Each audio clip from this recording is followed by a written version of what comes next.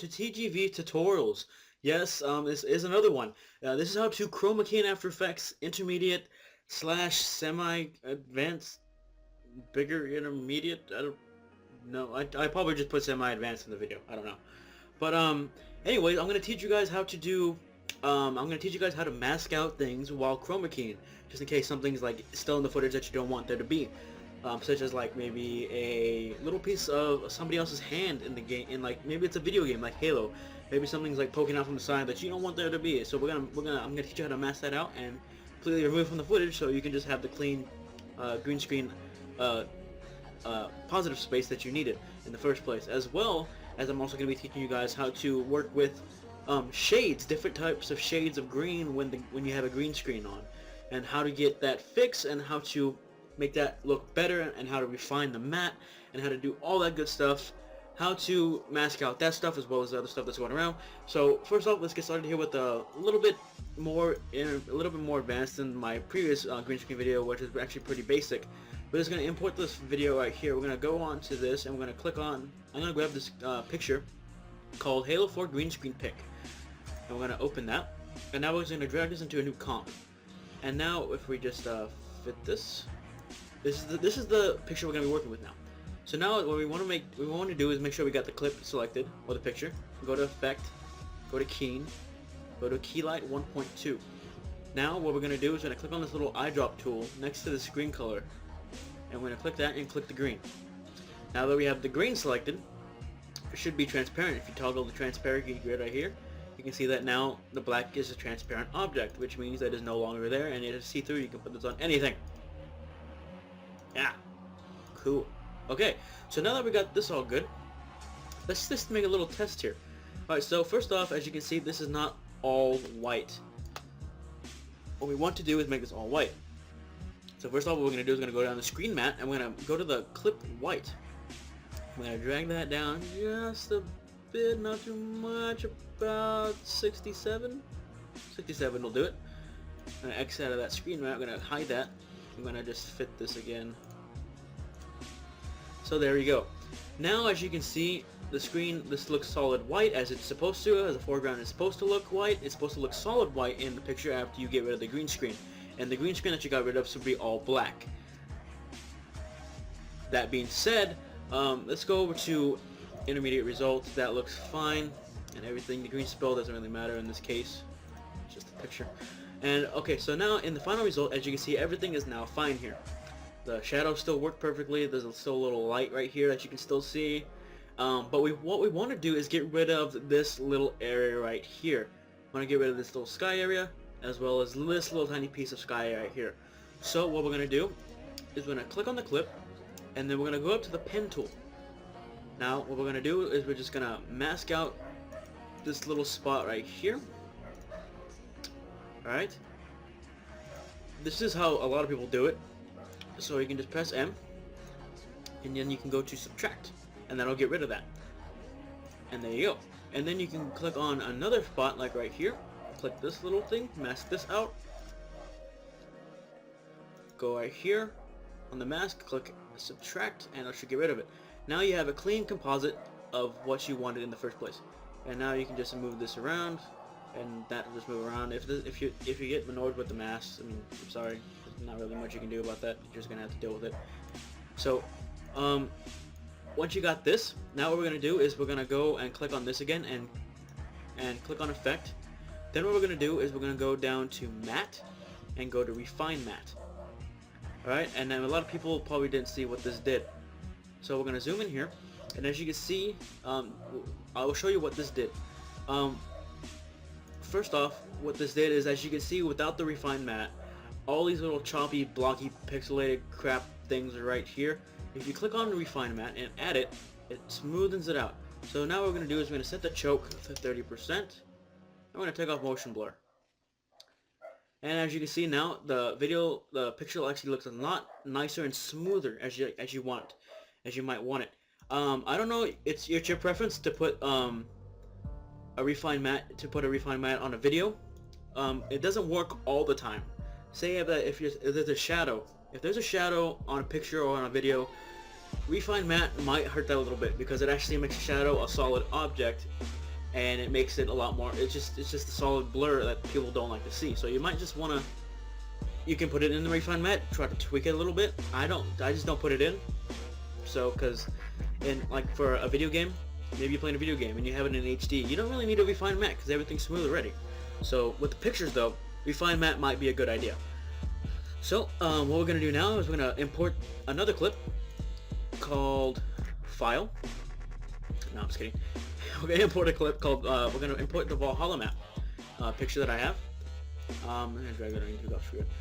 Okay, so now we're in the Valhalla comp, and we're going to just fit this thing. Okay, now that we got this, we're gonna go and grab our Halo 4 picture that we just got, our little composition here.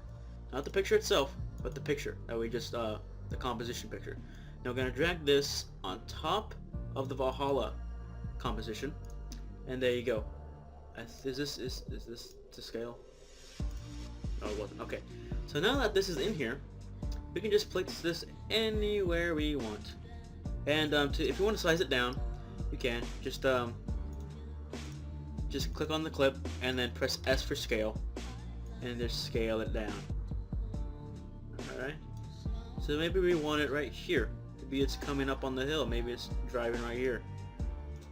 All right. Maybe it's just barely driving. And you want there to be some. Maybe you want to make it look more realistic. Maybe you want to put some blur. You can put. You can go to Effect, and you go to Blur. Where's Blur? Blur and Sharpen. And what blur was it? I think it was Fast Blur. Yes. Fast Blur. As you can see, it makes it look a lot more, and it's going straight towards you, so it might have some vertical blur. I'm not sure about that, but it works so far. So we're just gonna set this maybe to like 10 edge pixels, and as you can see now, it looks a blurred picture now. That like it looks like the mongoose is actually driving now on the hill. So now that we got that taken care of, now that I've taught you guys how to do that, let's get rid of these, as well as these. We don't want these in our way later on. Alright, so now what we're going to do is we're going to import a file called green screen. I'm just going to import this little pic right here of this guy snowboarding. Drag that into a new comp. Now this I need to tell you guys right now that this this picture and this part of the tutorial will only work if well, not only work, but it will help you immensely with the more advanced shading. As you can see here, it goes from light to really dark green right here, and then like it's really light down here, really dark up here, a little bit more light right here. And as you can see, there's all kinds of weird crap in here. So this is a good practice to learn how to do more advanced green screening effects. So first off, what we're going to do is we're going to do like we do always. It was going to go up to Effect and go to Keying, go to Keylight 1.2, grab the little eyedropper tool, click on the green. Now, as you can see, this is if you toggle the transparency, it is now gone. But we've still left the problem of this shadowy effect right here.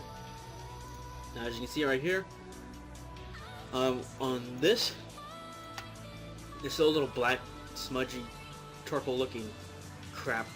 We don't want that. So what we're going to do now is we're going to go up to Screen Matte. We're going to go to Screen Matte right here. I'm going to make the clip black, go up until it's solid black, about 35 will do it. That's close enough. And clip white, we're going to bring down until it's fully white, and I'd say about 62 looks fine. Or maybe just drag up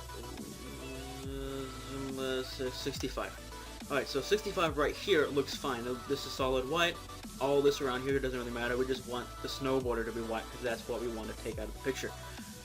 So now that we've got that, oh, by the way, we want to keep the black and white clip screen mattes values as far away from each other as possible, otherwise this can happen. We don't want that to happen, because if you go to intermediate result, yeah, this is what it should look like if you go to 65, and this is what it will look like if you get the values too close together. Yeah, it doesn't look too pretty. So we're just going to keep this at 65, we're going to hide the screen matte, and we go down to final result. Now it should look fine. Everything looks fine as we can see. Now the last thing we want to do is also add a refine matte to this picture as well.